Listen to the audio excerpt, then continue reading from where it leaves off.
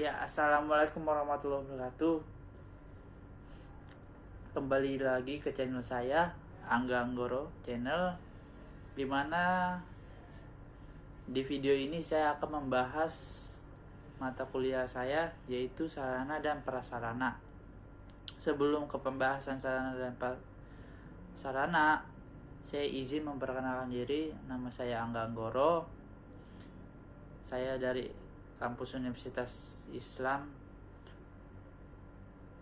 45 Kota Bekasi, Fakultas Keguruan dan Ilmu Pendidikan, Program Studi PJKR atau Pendidikan Jasmani, Kesehatan dan Rekreasi.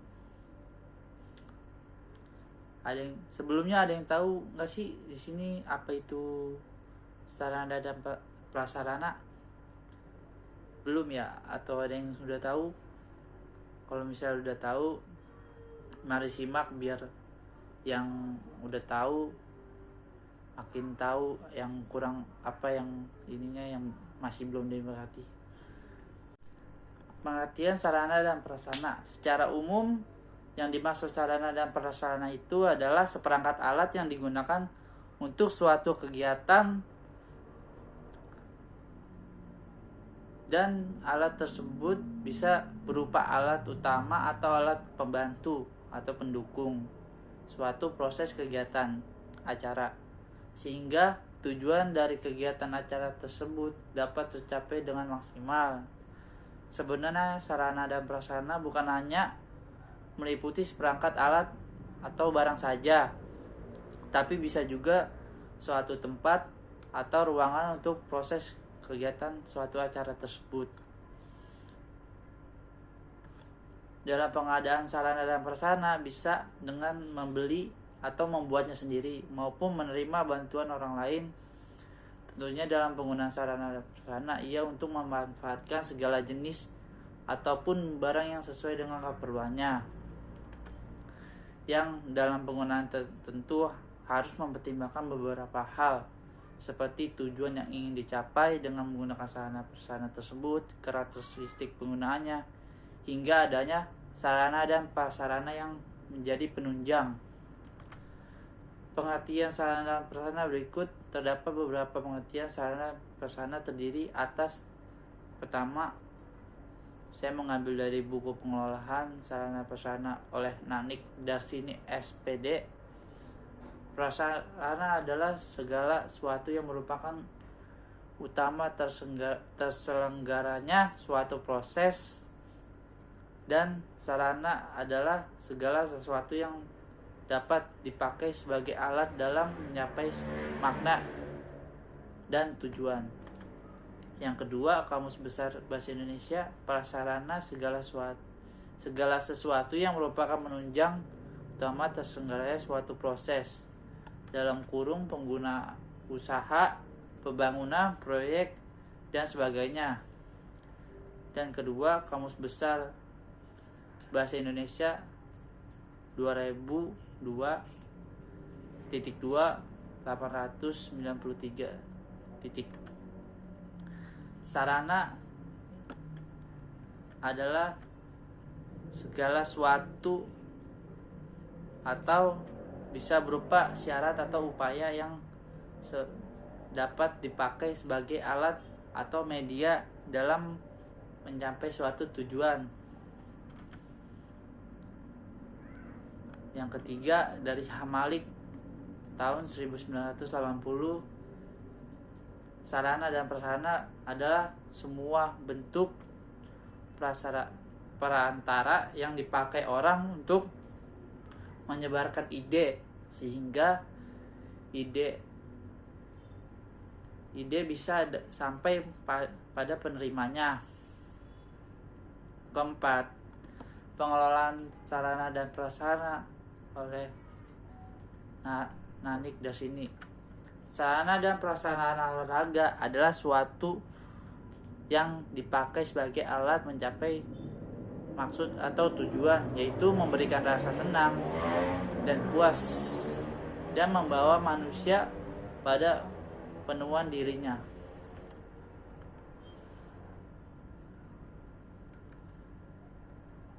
Dalam Undang-Undang Republik Indonesia Nomor 3 Tahun 2005 tentang Sistem Keolahragaan Nasional dalam Pasal 1 Ayat 20 dan 21, prasarana olahraga yaitu meliput tempat atau ruangan termasuk lingkungan yang digunakan untuk kegiatan olahraga dan penyelenggaraan olahraga, dan sarana olahraga, peralatan atau perlengkapan yang digunakan untuk kegiatan olahraga. Keenam, oleh ahli prasarana olahraga segala sesuatu yang merupakan penunjang utama terselenggaranya suatu proses. Sedangkan sarana olahraga menurut ahli segala sesuatu yang dapat dipakai sebagai alat dalam mencapai maksud atau tujuan. Yang ketujuh, dari Swepartono, sarana olahraga adalah suatu kegiatan yang dimanfaatkan dalam melaksanakan pendidikan jasmani yang meliputi lapangan dan bangunan olahraga beserta perlengkapan untuk melaksanakan proses belajar mengajar pendidikan jasmani. Fungsi sarana dan prasarana dapat berbeda sesuai lingkup dan penggunaannya. Misalnya, sarana dan prasarana pendidikan berbeda dengan transportasi, wisata, dan sebagainya. Namun memiliki tujuan yang sama, yaitu mencapai hasil yang diharapkan dengan sesuatu yang direncanakan. Apa sih fungsi sarana dan prasarana? Pada dasarnya memiliki tujuan. Pertama, menciptakan kenyamanan. Kedua, menciptakan kepuasan. Ketiga, menciptakan proses kerja. Keempat, memudahkan proses kerja. Kelima, meningkatkan produktivitas. 6, yang pasti hasilnya lebih berkualitas. Cara pemeliharaan sekaligus penyimpanan sarana dan prasarana. Adapun cara pemeliharaan sekaligus penyimpanan sarana dan prasarana diantaranya yaitu: pertama, pemeliharaan sarana dan prasarana. Manfaat dari pemeliharaan sarana dan prasarana diantaranya: pertama, supaya awet sehingga jarang terjadi kerusakan. 2, supaya tidak mudah basi atau kadaluarsa atau expired lah biasanya. Yang ketiga, dan supaya tidak mudah susut atau habis, yang biasanya bisa dipakai 1 tahun jadi cuman 2 bulan atau 6 bulan. Itu keuntungan pemeliharaan sarana prasarana. Pemeliharaan tersebut dapat dilakukan dengan berbagai cara.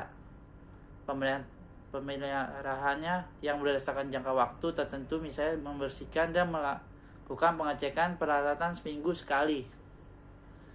Jadi biar kayak bola tuh. Terus kalau alat kan bola atau sebagainya, kalau lapangan kayak dicek gitu, kayak lapangan yang rusak apa, bangku stadion segala macem kayak gitu. Pemeliharaan sarana dilakukan setiap hari, misalnya membersihkan lantai, meja, atau barang lainnya. Pemeliharaan berdasarkan jenis barangnya, misalnya barang bergerak dan barang tidak bergerak, pastinya akan berbeda dengan cara pemeliharaannya, ya kan?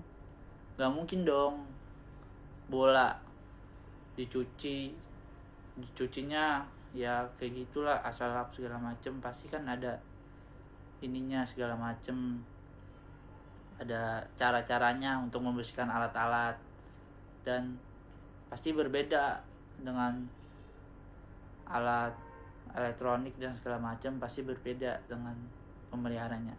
2, penyimpanan sarana dan prasarana. Tujuan dari penyimpanan ini diantara lain supaya tidak mudah hilang karena menyimpannya.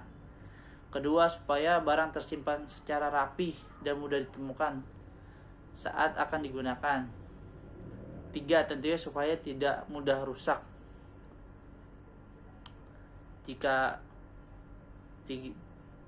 Jika kamu melakukan 3 penyimpanan secara dengan baik, barang-barang atau yang lain juga pasti bahkan baik ke depannya.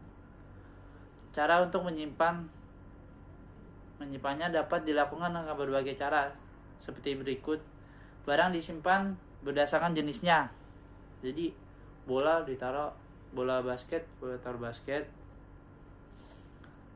Terus pokoknya bola basket yang bola-bola karet tuh bisa disatuin bola basket, bola futsal, bola voli. Tapi kalau emang mau lebih rapi, dimasukin tas, bola futsal, bola voli tuh. Terus jangan disimpan di lantai. Kalau bola-bola kayak gitu, otomatis bolanya akan kempes. Simpan di ruangan atau tempat yang cukup udaranya dan ruangan yang memadai. Ketiga, barang yang penting atau berharga sebaiknya simpan di tempat yang dapat terkunci. Kayak di sekolah saya tuh bikin tralis yang besi terus sama kunci yang disiapin dari sekolah. Yang kelima, barang yang sering digunakan sebaiknya simpan di tempat yang gampang diambil. Kalau barang-barang sih sebaiknya ditaruh di bawah tangga ya, kayak semacam bola atau itu yang sehari-hari pasti dipakai untuk anak-anak. Tetapi kalau untuk matras, karena itu nggak setiap hari ya, saya nyimpennya pasti kayak sarana persana kayak nyimpen matras itu di ruangan, ada di samping TU biasa itu Pak. Barang yang sering dan hindari barang tertentu dari sinar matahari. Ruang lingkup sarana dan prasarana berikut ini terdapat beberapa lingkup sarana dan prasarana terdiri atas perlengkapan kantor, oversupplies. Peralatan atau perlengkapan adalah alat atau bahan yang digunakan untuk membantu pelaksanaan pekerjaan kantor sehingga menghasilkan suatu pekerjaan yang diharapkan selesai lebih cepat, lebih tepat, lebih baik, dan tentunya hasilnya maksimal. Peralatan dan perlengkapan kantor dibedakan menjadi 2 jenis, yaitu peralatan perlengkapan kantor dilihat dari bentuknya. Pertama, peralatan dan perlengkapan kantor berbentuk lembar kertas. Peralatan atau perlengkapan kantor yang berbentuk lembaran atau helaian, yaitu kertas HVS, kertas folio bergaris, kertas karbon, kertas stensil, formulir, kertas berkop, plastik transparan, kertas karton, kertas buffalo, amplop, dan map. Itu dibedakan. Nah, yang kedua, peralatan perlengkapan yang berbentuk non lembaran seperti yaitu pulpen, pensil, spidol, penghapus, penggaris, rautan, gunting, pemotong kertas, pembuka surat, pelubang kertas, dan lain-lain. Ketiga, perlengkapan kantor berbentuk buku, antara lainnya buku catatan atau block note, yaitu buku untuk menulis catatan harian sekretaris. Yang kedua itu pedoman organisasi, yaitu buku panduan tentang informasi berkaitan tentang organisasi dari sejarah, struktur, produksi dan jasa hingga produser kerja, prosedur kerja. Nah, yang ketiga buku tamu, itu mencatat tamu yang datang, masuk dan keluar, jam yang datang perusahaan dan pergi, dari yang datangnya jam berapa, pulangnya jam berapa, itu dicatat. Buku agenda surat yaitu buku yang mencatat keluar masuknya surat hari-hari. Kayak kita mengirim email, semacam email kayak gitu kan. Di Gmail kan ada tuh catatan keluar dan catatan masuk ya, seperti itu. Nah, peralatan kantor dilihat dari penggunaannya. Pertama, barang habis pakai, yaitu barang atau benda kantor yang penggunaannya hanya satu atau beberapa kali pakai dan tidak tahan lama. Contohnya tas, tinta, karbon, klip, pensil, pulpen, itu barang habis pakai.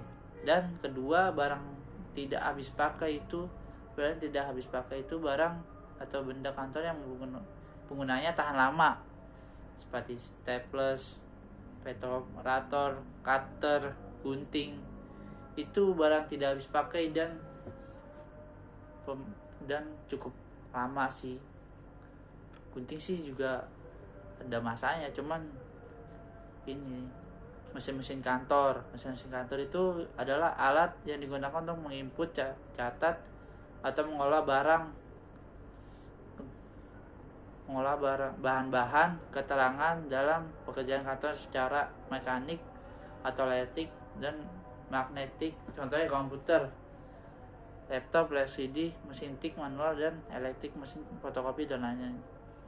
Ketiga, mesin komputer kan komunikasi kantor yang digunakan untuk melakukan komunikasi baik di lingkungan organisasi sendiri maupun luar organisasi. Contohnya telepon, intercom, fax sim, dan telepon wireless.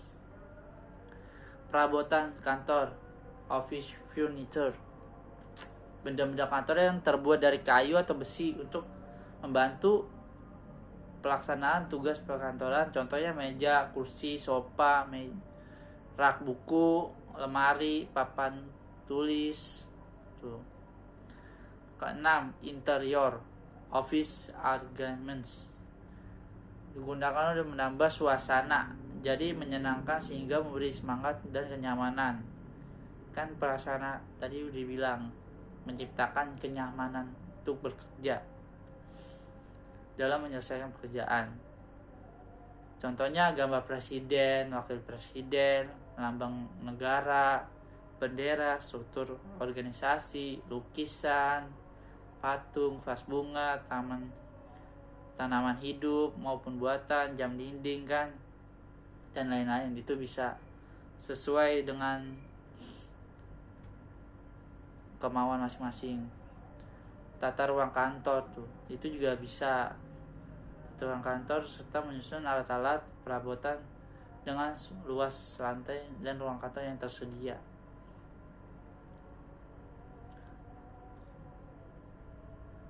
Nah, yang kedua, contoh prasarana di sekolah, yaitu diantaranya ruang kelas berguna untuk proses belajar dan mengajar. Kedua, berguna menyimpan, membaca buku-buku mata pelajaran. Ketiga, fasilitas olahraga untuk berolahraga bagi mahasiswa dan guru, contoh seperti bola voli, sepak bola, bola basket, lapangan tempat olahraga. Dan keempat, ruang praktek berguna untuk siswa melakukan praktek mata pelajaran, misalnya laboratorium maupun laboratorium kimia maupun fisika dan lab komputer. Berguna sebagai tempat ibadah bagi para siswa guru yang beragama Muslim. Demikian pembahasan mengenai sarana dan prasarana.